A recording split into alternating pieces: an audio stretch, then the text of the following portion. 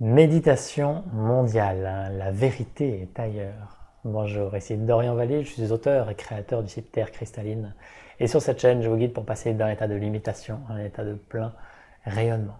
Vous pouvez télécharger gratuitement un livret qui s'appelle Rayonner en toute simplicité, notamment à l'aide des énergies cristallines. Et vous avez le lien pour le télécharger gratuitement en dessous de cette vidéo. Aujourd'hui, je reviens après l'effervescence de la méditation mondiale 444 de cette année 2020 et comme il y en a régulièrement dans le monde pour œuvrer pour la lumière et faire que la Terre ascensionne et que l'humanité ascensionne, etc. Et voilà, il y a différentes personnes qui sont exprimées sur les réseaux et je voulais venir apporter également la lumière sur ce sujet parce que ce qui se dit est souvent porté sur l'extérieur et pas sur une réalité, quelque chose qui est vécu vraiment dans la profondeur. Et je voulais juste vous permettre de juste vous déposer avec ça et de vous faire votre propre vérité.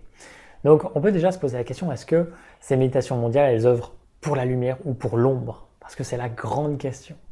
Et la réponse à ça, c'est les deux, évidemment. Si vous œuvrez pour la lumière ou si vous œuvrez pour l'ombre, vous œuvrez pour la polarité inverse également, parce que ça s'appelle œuvrer pour la dualité. Que vous serviez l'ombre ou que vous serviez la lumière, vous servez la dualité. Donc à partir du moment où il y a une intention d'embellir la lumière ou faire que la lumière surpasse l'ombre, même si c'est quelque chose d'inconscient ou de caché ou de détourné ou quoi que ce soit, évidemment vous œuvrez sur les deux plans. Il n'y a pas la lumière d'un côté et l'ombre de l'autre. Sur ce plan duel, l'ombre et la lumière cohabitent et ne peuvent pas exister l'un sans l'autre. Donc si vous œuvrez pour l'un ou pour l'autre, vous œuvrez pour la dualité. Ça c'est ok. Et vous en faites l'expérience, en fait il n'y a pas de jugement. Vous avez le droit d'œuvrer pour la dualité.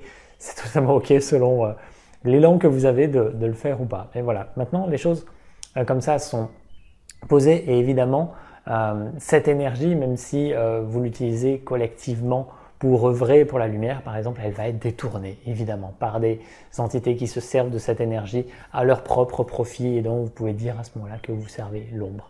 En réalité, c'est une co-création de ces deux polarités et voilà, c'est un jeu de toute façon de ces polarités sur ce plan et on est là pour l'expérimenter aussi, donc c'est totalement ok. Donc ça, c'est juste pour le jeu ombre-lumière. Maintenant, est-ce que c'est juste pour moi d'y participer ou pas? Quand je dis moi, c'est vous, c'est n'importe qui.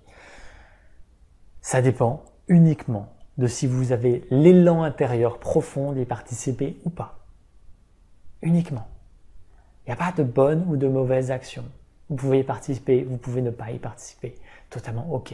J'ai absolument eu aucun appel à participer à ce mouvement. Et c'est totalement ok. D'autres ont eu le fort appel et se demandent comment certaines personnes peuvent passer à côté. C'est totalement ok. Chacun fait son expérience. Dans mon expérience maintenant, celle de Dorian sur ce plan, c'est, et en tant qu'âme même plutôt en réalité, c'est d'être méditation en permanence, avec tout ce qui est, d'être en communion avec tout ce qui est, d'être ce vivant qui pulse en chaque chose. Et il n'y a pas besoin d'un moment spécifique pour cela. Pas besoin de se brancher à un groupe de méditants qui œuvrent dans une intention particulière. Juste être avec tout ce qui est à chaque instant. Et il n'y a pas besoin, à mon sens, voilà, ça rejoint aussi l'essence de la méditation. Qu'est-ce que la méditation? C'est juste être avec ce qui est. Il n'y a jamais d'intention dans la méditation. À partir du moment où vous posez une intention à une méditation, ça va s'appeler un processus. C'est plutôt quelque chose sur lequel vous allez œuvrer de façon spécifique. Mais la méditation, en essence, c'est juste être ce que je suis avec ce qui est. Au-delà de toute empreinte humaine. Et dans cet effacement intégral peut se révéler l'essence de ce que je suis. Et si une méditation mondiale peut vous amener à être pleinement ce que vous êtes dans cet instant, parce que c'est un moment favorable dans lequel il y a une forme de sacré qui se met en place, et que c'est l'opportunité de vous retrouver, de communier avec le vivant, alors c'est une merveilleuse opportunité. À présent, j'aimerais aussi vous poser cette question qui peut-être peut amener à avoir un angle de réflexion différent, c'est si j'étais totalement éveillé, totalement lumière, totalement amour, je suis uniquement cela. Est-ce que j'aurais besoin de faire une méditation pour élever l'humanité, pour élever la Terre? Quand je suis le vivant, il n'y a rien à élever. Tout est là de toute éternité. Ce que je suis est là de toute éternité. C'est juste une question de dépouiller toutes les croyances, tous les concepts, tout ce à quoi je m'attache, tout ce qui me fait exister.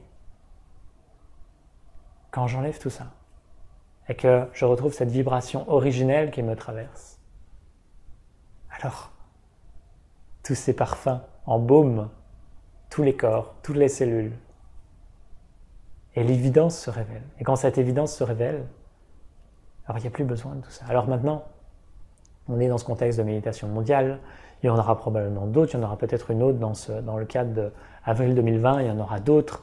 Dans les années suivantes, il y a toujours ces portails, par exemple en 2021, il y aura un portail 555, ben voilà, il y aura une méditation mondiale très certainement pour ce moment-là. Et c'est simplement, ok, est-ce qu'il est juste, est-ce que je ressens profondément juste d'y participer? Est-ce qu'il y a un vrai élan intérieur juste à suivre? Pas de décision à prendre, juste la décision se prend à travers moi parce que c'est une évidence pour moi d'y participer ou c'est une évidence de ne pas y participer. Juste se remettre dans cette vibration-là qui me traverse de toute éternité. Je suis ce que je suis de toute éternité.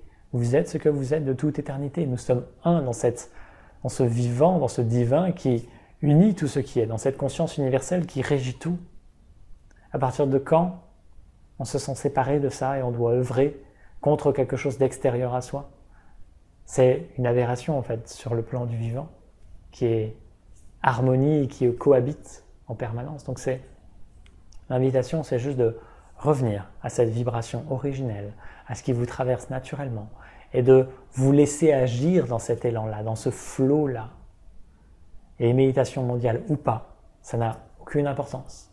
L'invitation que je pourrais vous faire, c'est juste de ne pas mettre d'intention spécifique, d'œuvrer sur quelque chose qui va à l'encontre d'autre chose.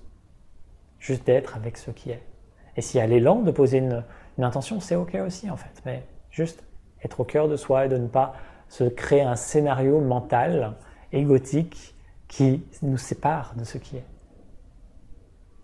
Donc voilà, méditation mondiale ou pas, c'est à vous d'en décider. C'est à vous de vous sentir, c'est à vous d'expérimenter aussi à la fois la dualité et l'unité. Être ce que je suis de toute éternité en étant en même temps dans une expérience limitée terrestre. C'est ce que nous vivons en ce moment et c'est juste une expérience délicieuse quand on remet les choses à leur place. J'espère que tout ça remet les choses à leur place, justement, vous inspire. Je vous envoie plein d'amour et à très vite. Namasté.